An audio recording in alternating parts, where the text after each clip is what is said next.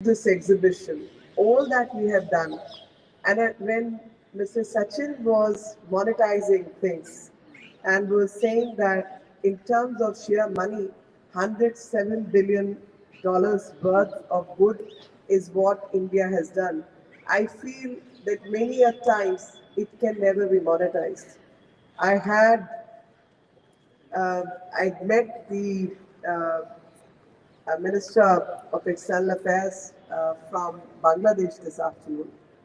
So the kind of help India extended to Bangladesh during their 50 years of existence, I don't think it can ever be monetized.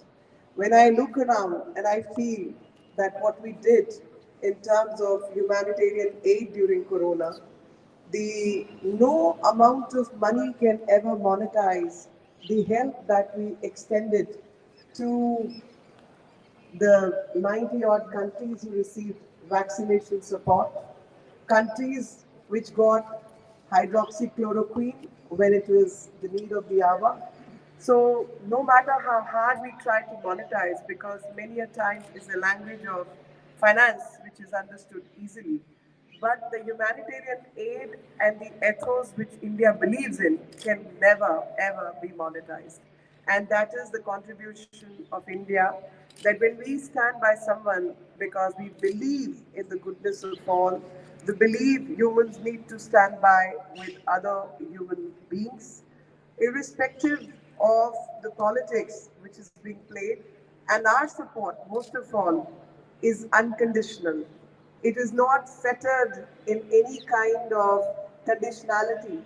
So, unconditional support, whether it's technological transfer, whether it's training, or it's humanitarian work which we do, uh, I feel we believe what we believe in Vasudev Kutumbakam, that the world is one big family, and those ethos are the guiding principles for each one of us.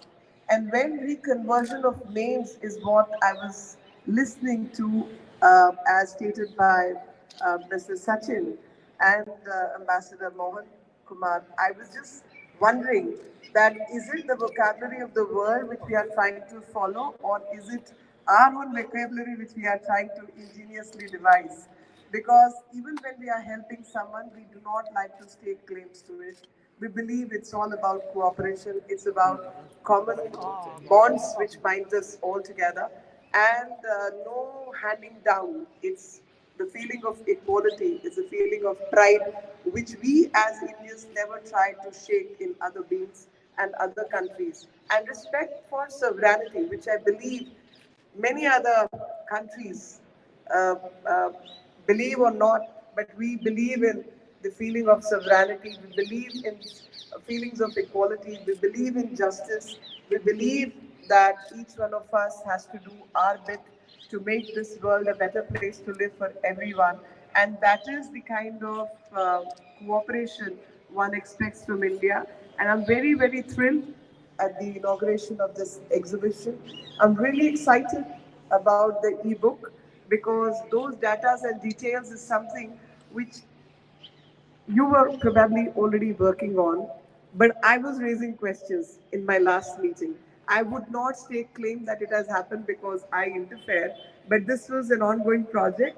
It's just, again, conversion of ideas that these questions were coming to my mind when I was speaking to all the researchers, and I believe they were already working on it because it's a mammoth exercise and it would have taken them at least a year or so to put, or maybe more, to put all this together. But I'm glad this has finally happened, that at least at a glance we should know all the work that India has done. And especially, I would say, when I am visiting a new country, when I'm trying to interact with people, I want those data in detail. And whether it's ITech fellowships or it's other transfers which we have done. And when science and technology transfer was being talked about, I believe the science and technology transfer should also involve CoWIN, which we made available to everyone, along with all the fintech and other apps which we are offering to people, and making the systems more transparent, because people may discuss transparency as an issue, especially in financial transactions, and we are trying, as the world is becoming a global village, more and more people are trying to make it more comprehensive for everyone and transparent for everyone and every exercise, because it's the black money, it's the drug money, it's all kind of illegitimate means which tend to impact the progress of other countries and humanity. So the more we share technology, more digitization happens, more we get to know about so many other aspects of human mind, and sometimes deviations of human mind also, which need to be put under check. And more and more data is available, all those things are possible. Just about yesterday, there was a data leak which was being put in the newspapers from one of the European countries, which kind of gives an insight that so people who have been involved with deep crimes against humanity, that their money was being laundered and was being utilized. So I think India just tries to do its bit to help the humanity, because we as a country believe in certain principles and we stick to it. Um, this is um, uh, everyone who's helped us put this exhibition together. I just came to know that 33 such institutions have helped us put together this particular exhibition. And when I was again trying to monetize and trying to understand, then I got to learn that our line of credit, which we are offering to our friends, is close to 30.9 odd billion dollars. And this $30.9 billion for a country like ours is quite a sum.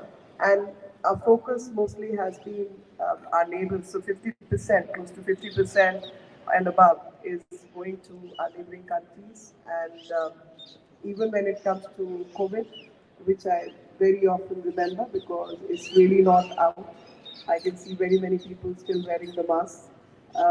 So during COVID, we gave vaccines to about 90 odd countries and aid in grant to about 99 odd countries. So and 4 billion in aid in grant.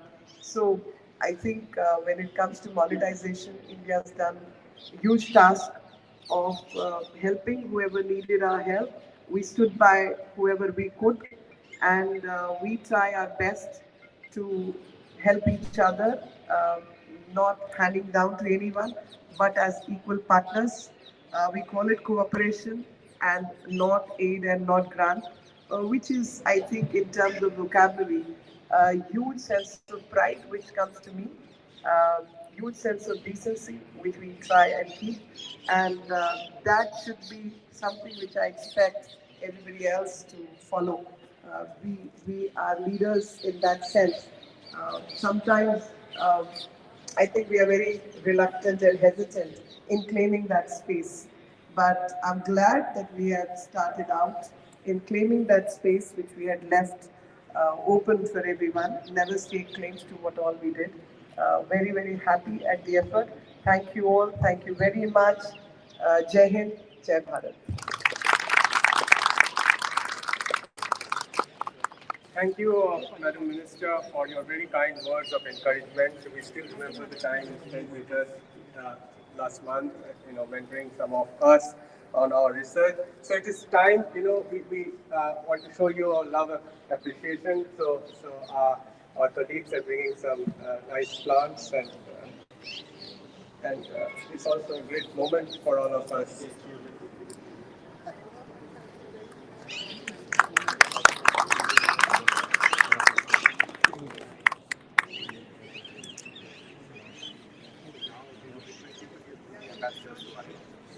So we are very, very grateful for the kind presence of our excellencies. So it's a great moment. His Excellency Ambassador from Myanmar, Excellency Ambassador from Mongolia,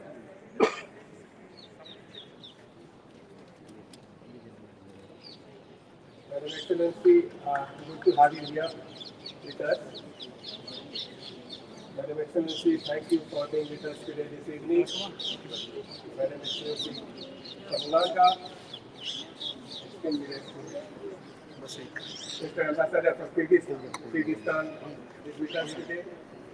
Mr. Ambassador from Mongolia.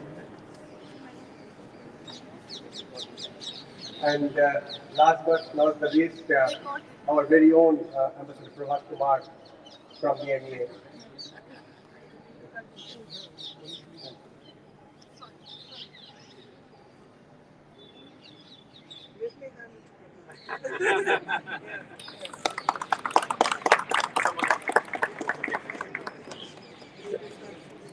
Somebody. So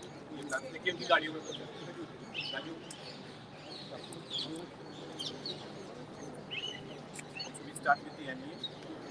Right here. Take a round and come back. Where you? That's the counselor from Laos, Minister Counselor.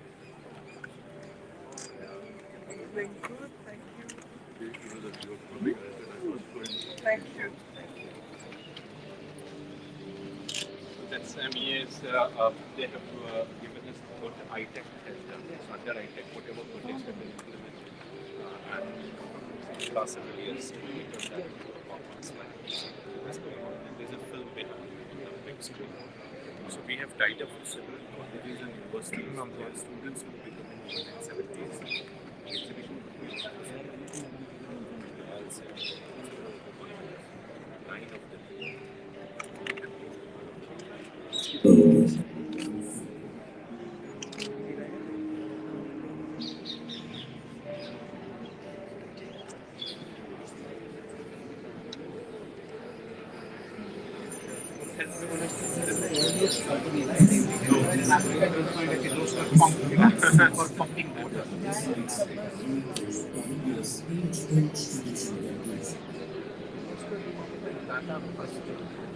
That's PCIA.